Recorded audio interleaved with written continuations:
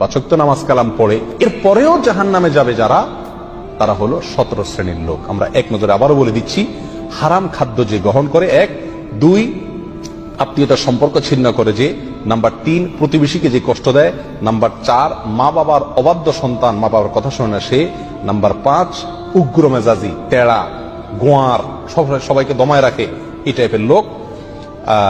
Number 6 অধীনস্থদেরকে, প্রজাদেরকে, যে সমস্ত শাসকেরা, যে সমস্ত রাজারা, যে সমস্ত রাষ্ট্রপ্রধানেরা, সরকার প্রধানেরা বা যে যে লেভেলে আছে সে তার প্রজাদেরকে ধোকা দেয় যে তারা। নাম্বার 7 অন্যের সম্পদকে অন্যায়ভাবে আত্মসাৎকারী ব্যক্তি। নাম্বার 8 উপকার করে কারোর খোঁটা দেয় যে ব্যক্তি, সে জান্নাতে যাবে না। নাম্বার 9 চগলখোর ব্যক্তি জান্নাতে যাবে না, মানুষের পিছনে কথা লাগায় বেড়ায় একজনের আরেকজনের কাছে। নাম্বার 10 অন্যকে নিজের পিতা হিসাবে, নিজের বাবাকে না বলে, পরিচয় না দিয়ে অন্যকে নিজের বাবা হিসাবে, পিতা হিসাবে পরিচয় দেয় যে ব্যক্তি, সে।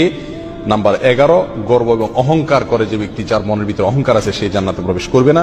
নাম্বার 12 রাসূলুল্লাহ সাল্লাল্লাহু আলাইহি সাল্লামকে যে ব্যক্তি ফলো করে না, তার নির্দেশকে মান্য করে না, সে ব্যক্তি। নাম্বার 13 অকারণে তালাক কামনা করে, তালাক চায় যে মহিলা, সেই মহিলা। নাম্বার 14 দুনিয়াবী উদ্দেশ্যে যারা এলেম শিখে, কোরআন হাদিস শিখে, এলেম অর্জন করে, আলেম হয় দুনিয়াবী উদ্দেশ্যে, দুনিয়ার কোনো ধান্দায়, আল্লাহকে খুশি করা ছাড়া অন্য কোনো ধান্দায়, তারা।